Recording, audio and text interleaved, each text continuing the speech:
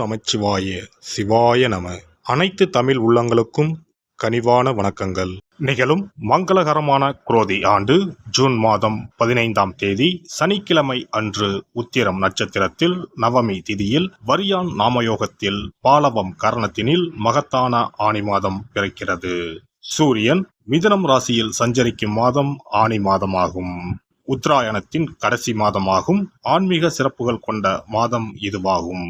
இம்மாத கிரகநிலைகள் என எடுத்துக்கொண்டால் மேச ராசியில் செவ்வாய் பகவான் ஆட்சி பலத்துடன் உள்ளார். ரிஷப ராசியில் குரு பகவானும், மிதுன ராசியில் சூரிய பகவானும், சுக்கிர பகவானும், புதன் பகவானும் இணைந்துள்ளனர். கன்னி ராசியில் கேது பகவானும், கும்பராசியில் சனி பகவானும், மீன ராசியில் ராகு பகவானும் உள்ளனர். இம்மாத கிரக பெயர்ச்சி என பார்த்தால் ஆனி மாதம் 15ஆம் தேதி மிதுன ராசியில் ஆட்சி பலம் பெற்ற புதன் பகவான் கடகராசிக்கு பயிற்சியாகிறார். ஆனி மாதம் 16ஆம் தேதி சனி பகவான் வக்கர பயிற்சி அடைகின்றார். ஆனி மாதம் 23ஆம் தேதி சுக்கிர பகவான் கடகராசிக்கும், ஆனி மாதம் 28ஆம் தேதி செவ்வாய் பகவான் மேசராசியில் இருந்து ரிஷபராசிக்கும் பயிற்சி அடைகின்றனர். இந்த கிரக அமைப்பினால் உங்கள் வாழ்வில் இம்மாதம் ஏற்படக்கூடிய மாற்றங்கள் என்னென்ன என்பதனையும், ஏதாவது அசுப பலன் ஏற்பட்டால் ராசிக்காரர்கள் செய்ய வேண்டிய பரிகாரம் என்ன என்பதனை பற்றியும் காண்போம். கும்பராசி அன்பர்களே, இந்த மாதம் அடுத்தவர்களால் இருந்து வந்த வீண் பிரச்சனைகள் அகலும். வாகனங்களில் செல்லும் போது கவனம் தேவை. பணிபுரியும் இடத்தில் ஆயுதங்களை கையாளும் போது கவனம் தேவை. சுப செலவு அதிகரிக்கும். மனதில் உற்சாகம் அதிகரிக்கும். எதிர்மறை எண்ணங்கள் மறைந்து நேர்மறை எண்ணங்கள் உருவாகும். எடுத்த முயற்சிகளில் இருந்து வந்த தாமத போக்கு மாறும். தொழில் வியாபாரத்தில் ஈடுபட்டு இருப்பவர்கள் சற்று விழிப்புடன் இருப்பது நல்லது. பொருட்களை வாடிக்கையாளர்களுக்கு அனுப்பும் போது கூடுதல் கவனம் செலுத்துவது நல்லது. எதிர்பார்த்த பணம் கைக்கு வர தாமதம் ஆகலாம். உத்தியோகத்தில் இருப்பவர்கள் அலைச்சலையும் வேலை பளுவையும் சந்திக்க நேரிடும். சிலருக்கு இடமாற்றம் உண்டாகலாம். மேலிடத்தினால் கொடுக்கப்பட்ட வேலைகளை சரிவர செய்து பாராட்டினை பெறுவீர்கள். பணி நிமித்தமாக பயணம் செல்ல வேண்டி இருக்கும். குடும்பத்தில் இருந்து வந்த கருத்து வேற்றுமை நீங்கும். வீண் வாக்குவாதங்கள் அகலும். கணவன் மனைவி ஒருவரை ஒருவர் அனுசரித்து செல்வீர்கள். சகோதரர்களுடன் கருத்து வேற்றுமை நீங்கும். உறவினர்கள் நண்பர்கள் அனைவரிடத்திலும் இருந்து வந்த கருத்து வேறுபாடுகள் அகலும். பெண்களை பொறுத்தவரை இம்மாதம் அடுத்தவர்களுக்கு உதவிகள் செய்யும் போது கவனமாக இருப்பது நல்லது. செலவுகள் அதிகரிக்கும். வீண் கவலை உண்டாகலாம். அரசியல்வாதிகளை பொறுத்தவரை பதவிகள் தேடி வரப் போகிறது. செய்கின்ற காரியங்களில் சிறு தடைகள் ஏற்பட்டாலும் முடிவு சாதகமாகவே அமையும். கலைத்துறையினர் புதிய ஒப்பந்தங்களை பெறுவதற்கு தீவிர முயற்சிகளை மேற்கொள்ள வேண்டியிருக்கும். ஆனாலும் உங்கள் சுய கௌரவத்திற்கு பங்கம் ஏற்படாது. சக கலைஞர்களின் உதவியால் உங்களின் திறமைகளை வளர்த்துக் கொள்வீர்கள். மாணவர்கள் கல்வி பற்றிய கவலையை தவிர்த்து கூடுதல் கவனத்துடன் படிப்பது நல்லது. வீண் அலைச்சல் இருக்கும். நட்சத்திர பலன்கள். அவிட்டம் நட்சத்திரம். இந்த மாதம் தொழில் வியாபாரம் பற்றிய கவலை உண்டாகும். பழைய பாக்கிகள் வசூலிப்பதில் வேகம் காட்டுவீர்கள். ஆர்டர்கள் கிடைப்பதில் தாமதம் உண்டாகும். முயற்சிகளுக்கு தகுந்த லாபம் கிடைக்கும்.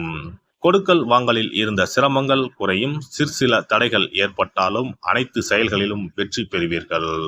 சதயம் நட்சத்திரம். இந்த மாதம் வாடிக்கையாளர்களை கவர புதிய திட்டங்களை தீட்டுவீர்கள். வியாபாரத்தை விரிவுபடுத்தினாலும் கடன் சுமை அதிகரிக்காமல் பார்த்து கொள்ளவும். கூட்டாளிகளிடம் விட்டு கொடுத்து நடந்து கொள்ளவும். உத்தியோகத்தில் இருப்பவர்கள் கூடுதலான பணிகளை கவனிக்க வேண்டி இருக்கும். புரட்டாதி நட்சத்திரம். இந்த மாதம் வேலை மாறுதல் உண்டாகும்.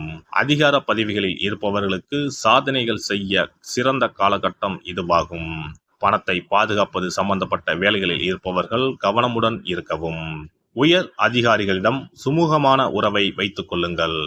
சனிக்கிழமை அன்று எல் சாதம் சனி பகவானுக்கு நைவேத்தியம் செய்து காகத்திற்கு வைக்க கஷ்டங்கள் குறையும். உடல் ஆரோக்கியம் உண்டாகும். சிறப்பு தொகுப்பு. கழுத்தை நெரிக்கும் கடன் பிரச்சனையால் கஷ்டப்படுபவர்களுக்கு எளிய பரிகாரங்கள் உள்ளன. ருண ரோக சத்ரு இந்த மூன்றுமே மனிதர்களை வெல்லக்கொள்ளும். அதிலும் கடன் பிரச்சனை கவலையை ஏற்படுத்தி மனிதர்களை கலங்க வைத்துக் கொள்ளும். கடன் பிரச்சனையால் கஷ்டப்படுபவர்களுக்கு எளிய பரிகாரங்கள் உள்ளன. இந்த எளிய பரிகாரங்களை நம்பிக்கையோடு செய்தால் நிச்சயம் பலன் கிடைக்கும். ஒருவரின் ஜாதகத்தில் 6ஆம் இடம் கடன் ஸ்தானத்தை குறிக்கும். கடன் பிரச்சனையால் இன்றைக்கு பலரும் தற்கொலை செய்து கொள்கின்றனர். சக்கரத்தாழ்வார் அருள் இருந்தால் கண்டிப்பாக கடன் பிரச்சனைகள் நீங்கும்.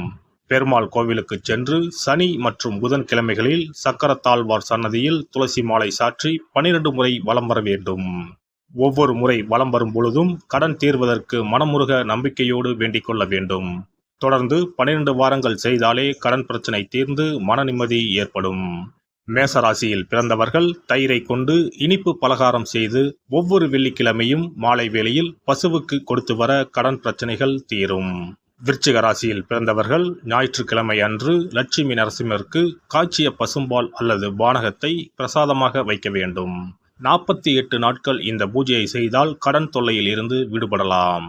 ரிஷபராசியில் பிறந்தவர்கள் ஜவ்வரிசி கொண்டு இனிப்பு தயாரித்து அதை வெள்ளிக்கிழமையன்று பசுவிற்கு மாலை வேளையில் கொடுத்து வர கடன்கள் அடைந்து சுகம் பெறலாம். துலாம் ராசிக்காரர்கள் பசும்பாலை சுக்கிர ஓலையில் வில்வ மரத்திற்கு ஊற்றவும். 24 வெள்ளிக்கிழமை செய்திட நிச்சயமாக கடன் தீரும். வெள்ளிக்கிழமையில் அரச மரத்தடி விநாயகருக்கு அகலில் 11 தீபமும் 11 முறை வலம் வந்தும் வழிபட்டால் கடன் தீரும். மிதுன ராசிக்காரர்கள் தினசரி சிறிது தயிர் சேர்த்து குளித்து வரவும். கடன்கள் நீங்கும். மாலை வேளையில் சூரிய தரிசனம் அஸ்தமனத்துக்கு முன் செய்து வரவும். கன்னி ராசிக்காரர்கள் சனிக்கிழமைகளில் உளுந்து வடை தானம் செய்யவும். அதை நீங்கள் உண்ணக்கூடாது. மேலும் துளசிக்கு தினசரி நீர் வார்த்து ஒரு மண் அகலில் நல்லெண்ணெய் விளக்கேற்றி வைக்க ருண நிவாரணம் பெறலாம். கடகராசிக்காரர்கள் ஒவ்வொரு ஞாயிறும் சிறிது வெள்ளக்கட்டியை ஓடும் நீரில் விடவும். கடன்கள் வெள்ளம் போல கரைந்துவிடும்.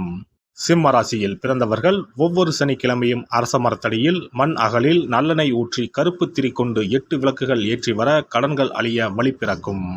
மகர ராசிக்காரர்கள் சனிக்கிழமைகளில் எள்ளுருண்டை செய்து பலருக்கு தானமாய் கொடுத்து வர கடன் தொல்லைகள் நீங்கும். கும்பராசிக்காரர்கள் வியாழன் மாலை 6 மணிக்கு குங்குமப்பூ சேர்த்த பாதாம் கீர் செய்து மகா விஷ்ணுவுக்கு நிவேதனம் செய்து முதலில் தான் அறிந்துவிட்டு பின்பு மற்றவருக்கும் தானமாய் கொடுத்து வர கடன்கள் மலமளவென அடைபடும். தனுசு ராசிக்காரர்கள் செவ்வாய்க்கிழமைகளில் ஆலய பணிகளுக்கு செங்கல்கள் முடிந்த அளவு வாங்கி கொடுக்க கடன்கள் அடைந்து நிம்மதி பெறலாம். மீன ராசிக்காரர்கள் செவ்வாய்க்கிழமை அன்று மதியமோ இரவோ நோயாளிகளுக்கு சப்பாத்தியை தானமாக கொடுத்து வர கடன்கள் வேகமாக அடைய ஆரம்பிக்கும். குறைந்தது 9 சப்பாத்திகள் கொடுப்பது நல்லது. செவ்வாய் பகவானை மனதார நினைத்துக் கொள்வது நலம் தரும். பௌர்ணமி நாளில் குலதெய்வத்திற்கு படையலிட்டு வழிபடுவது சிறப்பு.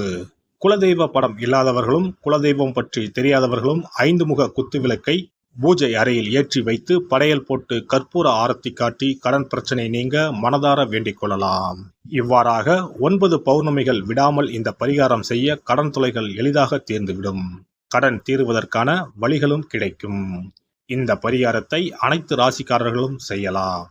எல்லாம் வல்ல இறையருளால் நீங்களும் உங்கள் அன்பு குடும்பமும் உடல் நலம், நீலாயுள், நிறை செல்வம், உயர் புகழ், மெய்ஞானம் ஓங்கி வாழ்க வளமுடன்.